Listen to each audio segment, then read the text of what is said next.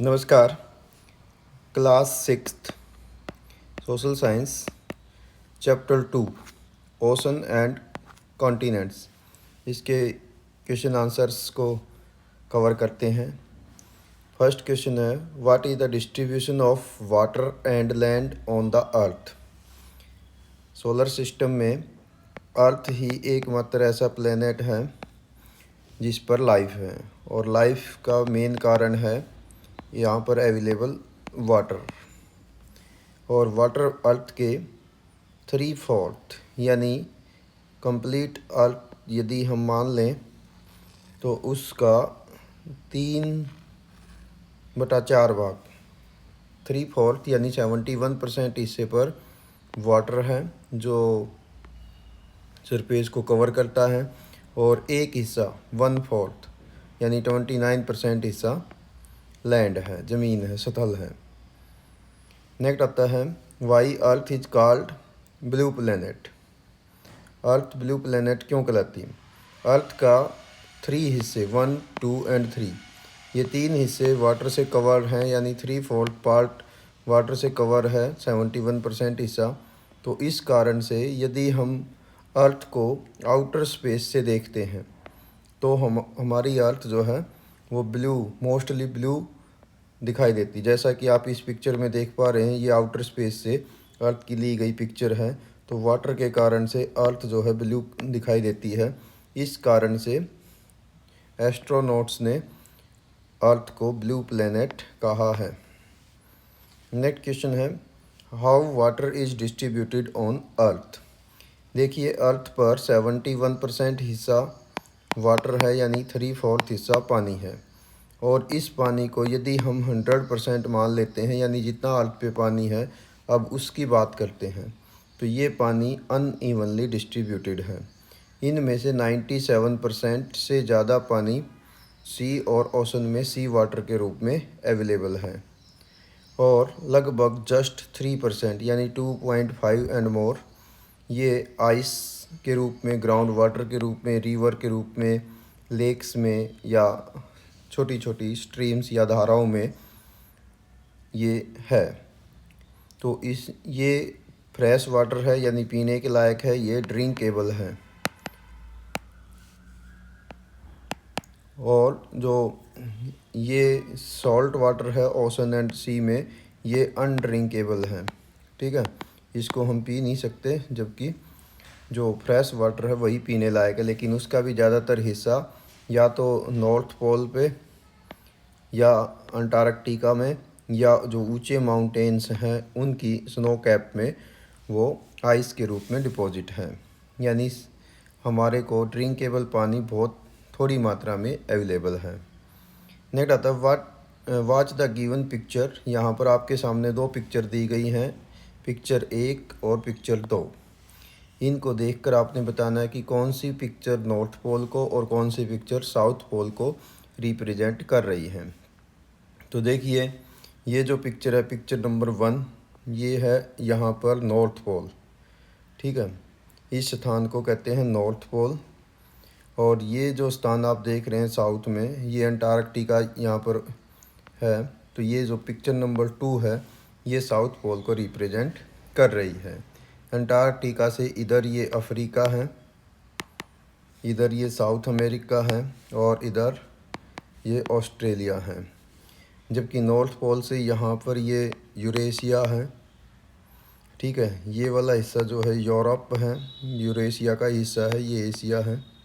ठीक है, और ये वाला हिस्सा नॉर्थ अमेरिका है। तो ये आप देख रहे हैं। नेक्स्ट क्वेश्चन है, विच हेमिस्फीयर होल्ड मोर लैंड। तो ये जो आप देख रहे हैं पिक्चर 1, ये नॉर्थ हेमिस्फीयर की है, और यहाँ पर ज़्यादा ज़मीन है, और यानी नॉर्थ हेमिस्फीयर में ज़्यादा लैंड है। इसी प्रकार से नेक्स्ट क्वेश्चन कहता है, विच हेमिस्फीयर होल्ड मोर वाटर। तो ज़्यादा पानी जो है वो साउथ हेमिस्फीयर में है। जैसा कि आप पिक्चर नंबर 2 में देख रहे हैं, यहाँ पर ये सारा एरिया वाटर से कवर्ड है। तो साउथ हेमिस्फीयर में ज़मीन कम है, पानी ज़्यादा है। नॉर्थ हेमिस्फीयर में ज़मीन ज़्यादा है, पानी कम है। नेक्स्ट क्वेश्चन है, are all the ocean connect with one another. और there are separation between them. क्या सभी जो समुंदर हैं वो आपस में जुड़े हुए हैं या वो आपस कोई सेपरेट लाइन के द्वारा एक दूसरे से अलग हैं। तो all ocean are connected with one another, there is no separation between them. जैसा कि आप यहाँ पर देख रहे हैं, ये अटलांटिक ओशन है, इधर जो है ये इंडियन ओशन है, यहाँ पर पैसिफिक ओशन है, और यहाँ इस वाले एरिया में यहाँ पर सदर्न ओशन है। तो all are connected with each other. ठीक है, इस वाली पिक्चर में भी देखेंगे तो यहाँ पर अटलांटिक है, ये जो है पैसिफिक है, ठीक है, और यहाँ पर इंडियन ओशन है। All are connected with one another, there is no separate line between them. Next question है, what do you means by Eurasia. तो यूरेशिया क्या है, ये आप पिक्चर देख रहे हैं, यहाँ पर एशिया है और ये यूरोप है। ये दोनों कॉन्टिनेंट आपस में कनेक्टेड हैं। यहाँ पर एक पर्वत है यूराल माउंटेन, ठीक है, यहाँ पर एक माउंटेन है, यूराल माउंटेन से ईस्ट वाला पार्ट एशिया कहलाता है और यूराल माउंटेन से वेस्ट का हिस्सा ये यूरोप कहलाता है। और ये आपस में कनेक्टेड हैं और इनको केवल यूराल माउंटेन से ईस्ट वाले हिस्से को एशिया मान लिया जाता है हिस्टोरिकल और कल्चरल यानी सांस्कृतिक कारणों से, क्योंकि दोनों में जो इवोल्यूशन यानी डेवलपमेंट के जो स्तर है उसमें फ़र्क है। यूरोप जो है वो मोर डेवलप्ड है, एशिया जो है लेस डेवलप्ड है। तो इन दोनों में जो कल्चरल डाइवर्जन है, इस कारण से इसको अलग अलग मान लिया जाता है। जबकि यदि हम लैंड के आधार पर या ज़मीन के आधार पर देखें तो ये आज भी कनेक्टेड हैं। और ये 250 करोड़ साल पहले जब पृथ्वी पर पेंजिया का विभाजन, पेंजिया उस ज़माने में पेंजिया होता था, एक ही कॉन्टिनेंट, उसका विभाजन हो गया था, वो टूट गया था।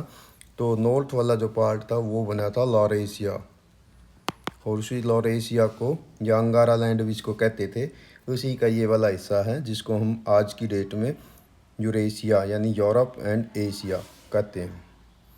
नेक्स्ट आता है question, what are ocean, how many ocean on the earth, write their name as per size, यानी साइज के अनुसार उनके नाम लिखने। तो सबसे बड़ा जो इसी प्रकार का नेक्स्ट क्वेश्चन है कॉन्टिनेंट से रिलेटेड, और कितने कॉन्टिनेंट अर्थ पे उनके नाम लिखने हैं साइज के अनुसार। तो दोनों क्वेश्चनों को एक साथ कर लेते हैं, साथ में मैप भी ले लेते हैं, ठीक है। तो देखिए, अर्थ पे 5 ओशन हैं। नंबर 1 पैसिफिक, ये वाला जो हिस्सा आप देख रहे हैं एशिया के ईस्ट में और नॉर्थ अमेरिका और साउथ अमेरिका के वेस्ट में, ये पैसिफिक है, ये लार्जेस्ट है, ये लार्जेस्ट ओशन है अर्थ पे, ठीक है। और सेकंड वन है अटलांटिक ओशन, ये जो आप देख रहे हैं ये अटलांटिक ओशन है यूरोप के वेस्ट में और अमेरिका के ईस्ट में, और इसकी जो शेप है वो इंग्लिश के एस की तरह से है। थर्ड वन है अटलांटिक ओशन, इंडिया के साउथ में अटलांटिक वो इंडियन ओशन है, भारत हिंद महासागर, ठीक है। नेक्स्ट है सदर्न ओशन, जो अंटार्कटिका यानी जो साउथ पोल है उसके नियर बाई में, ये वाला हिस्सा जो आप देख रहे हैं ये है सदर्न ओशन। नेक्स्ट है सबसे छोटा स्मॉलेस्ट ओशन, वो है आर्कटिक ओशन, नॉर्थ पोल के आसपास। ये वाला जो बेल्ट आप देख रहे हैं नॉर्थ पोल के आसपास, यूरेशिया के नॉर्थ में और कनाडा के नॉर्थ में, इसको कहते हैं आर्कटिक ओशन, ये स्मॉलेस्ट वन है। इसी प्रकार से कॉन्टिनेंट को भी कवर कर लेते हैं। तो 7 कॉन्टिनेंट हैं वर्तमान में अर्थ पे, उनमें से सबसे बड़ा है यहाँ पर एशिया, यूरेशिया का ही पार्ट है एशिया। और सेकंड है लार्जेस्ट, वो है अफ्रीका, ये आप देख रहे हैं अफ्रीका। थर्ड वन है नॉर्थ अमेरिका, फोर्थ पे है साउथ अमेरिका, फिफ्थ पे है अंटार्कटिका, सिक्स पे है यूरोप, यूरोप यहाँ पर है, यूरेशिया के यानी यूरेशिया का पार्ट है। और सेवंथ है ऑस्ट्रेलिया, ये स्मॉलेस्ट है, सबसे छोटा कॉन्टिनेंट है ऑस्ट्रेलिया। तो ये आपको सीक्वेंस में भी आने चाहिए और मैप पर भी आने चाहिए। अब इसी प्रकार से आपसे एक क्वेश्चन पूछा गया है यहाँ पर कि कौन सा कॉन्टिनेंट और ओशन कौन से हेमिस्फीयर में है। देखिए ये लाइन जो है ये है 0 डिग्री, इसको बोलते हैं इक्वेटर यानी भूमध्य रेखा। ठीक है, तो इक्वेटर के जो नॉर्थ में है ये नॉर्थ हेमिस्फीयर है, और जो इक्वेटर से साउथ में है इसको साउथ हेमिस्फीयर कहते हैं। यानी हम अर्थ को इक्वेटर से दो हिस्सों में बांट सकते हैं, एक नॉर्थ हेमिस्फीयर एक साउथ हेमिस्फीयर। तो अब आपने बताने हैं इनको मैप से देखकर कि कौन सा ओशन कौन से हेमिस्फीयर में, वो एक में है या दोनों में है। तो पैसिफिक ओशन यहाँ पर है, ये नॉर्थ हेमिस्फीयर में भी है साउथ हेमिस्फीयर में भी है, तो नॉर्थ हेमिस्फीयर और साउथ हेमिस्फीयर। इसी प्रकार से अटलांटिक ओशन नॉर्थ हेमिस्फीयर में भी है साउथ हेमिस्फीयर में भी है। इंडियन ओशन का कुछ हिस्सा यहाँ पर नॉर्थ हेमिस्फीयर में है, बाकी का ऑलमोस्ट साउथ हेमिस्फीयर में है। सदर्न ओशन केवल साउथ हेमिस्फीयर में है, नॉर्थ हेमिस्फीयर में नहीं है। इसी प्रकार से आर्कटिक ओशन जो स्मॉलेस्ट वन है ये नॉर्थ हेमिस्फीयर में है, साउथ हेमिस्फीयर में ये नहीं है। इसी प्रकार से यूरेशिया यानी एशिया और यूरोप, अब ये कॉन्टिनेंट की बात है तो ये नॉर्थ हेमिस्फीयर में है, ऑलमोस्ट यहाँ पर नॉर्थ हेमिस्फीयर में ये यूरोप और एशिया दोनों। ठीक है, अफ्रीका ऐसा कॉन्टिनेंट है जो नॉर्थ हेमिस्फीयर और साउथ हेमिस्फीयर दोनों में है। इसी प्रकार नॉर्थ अमेरिका, तो नॉर्थ अमेरिका जो है ये नॉर्थ हेमिस्फीयर में है, इसका कोई भी हिस्सा साउथ हेमिस्फीयर में नहीं है। इसी प्रकार साउथ हेमिस्फीयर में है साउथ अमेरिका, और इसका थोड़ा सा पार्ट नॉर्थ हेमिस्फीयर में भी है। ठीक है, नेक्स्ट आता है ऑस्ट्रेलिया, ये टोटली साउथ हेमिस्फीयर में है, और अंटार्कटिका भी टोटली साउथ हेमिस्फीयर में है। तो ये ऐसे आपने इसको कवर करना है, ये आपके लिए क्वेश्चन बन जाएगा सोर्स वेस्ट। यानी आपको एक एग्ज़ाम में मैप दे दिया जाएगा और ऐसी टेबल दे दी जाएगी, इसके आधार पर आप पेपर में कर सकते हैं। तो सोर्स बेस्ड क्वेश्चन आपके ऐसे बनाए जाते हैं। नेक्स्ट आता है in what way do ocean and continent impact life on the earth. Both ocean and continent play a vital role, इनका बहुत बड़ा रोल होता है saving the climate of the earth and they affect all aspect of life including plant, animal, therefore also human life. We see their impact throughout history, culture and our daily life. जो continent है उस पर तो मनुष्य रहता ही है, ocean में seeping करते हैं, फिशिंग करते हैं, इसके साथ साथ उनका क्लाइमेटिक इफेक्ट भी रहता है, और जो कॉन्टिनेंट के ऊपर माउंटेन प्लेट्यू प्लेन एरिया होते हैं वो भी हमारी लाइफ को अलग अलग तरीके से इफ़ेक्ट करते हैं। नेक्स्ट क्वेश्चन आता है कि what are sea, bay and gulf.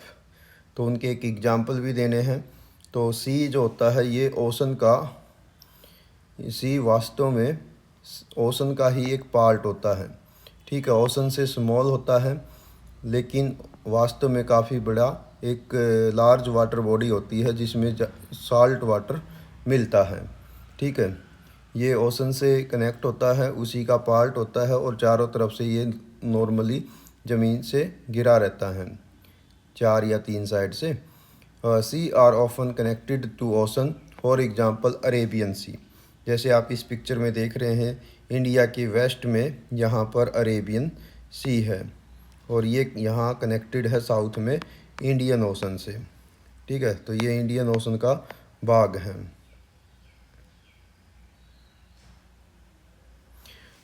इसी प्रकार से नेक्स्ट है bay. Bay is a broader inlet of water where land curves inward creating a wide opening to the sea या ओशन। तो बे क्या होती है, ये 2 या 3 साइड से ज़मीन से घिरी हुई वाटर बॉडी होती है।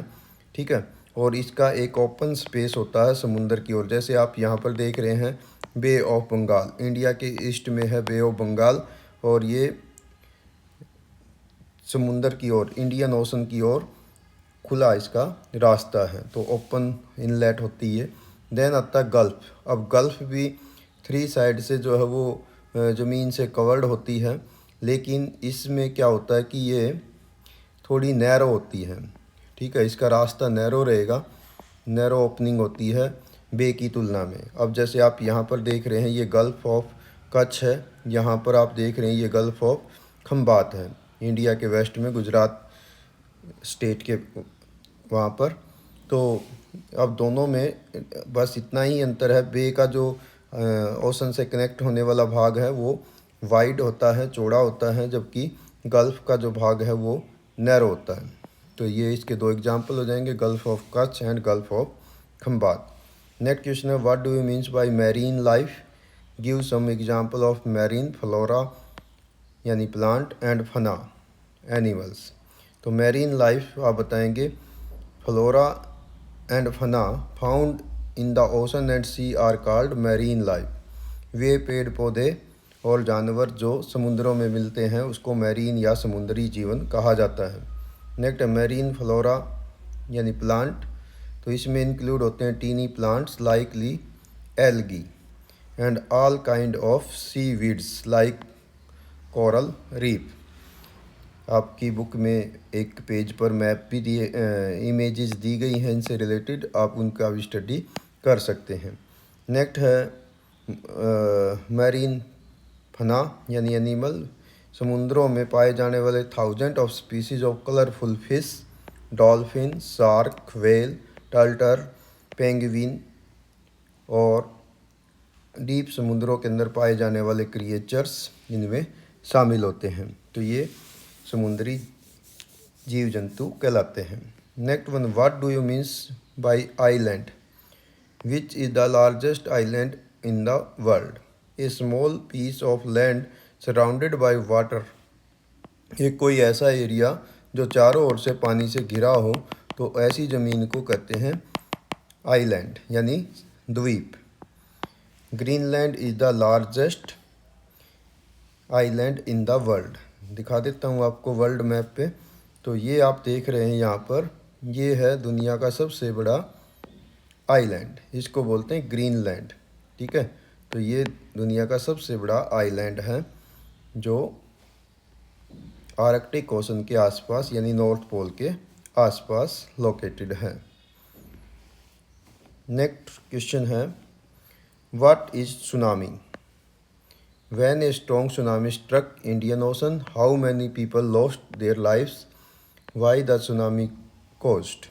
तो 3-4 छोटे छोटे क्वेश्चन इसमें ऐड किए गए हैं। सबसे पहले आप बताएंगे सुनामी क्या होती है।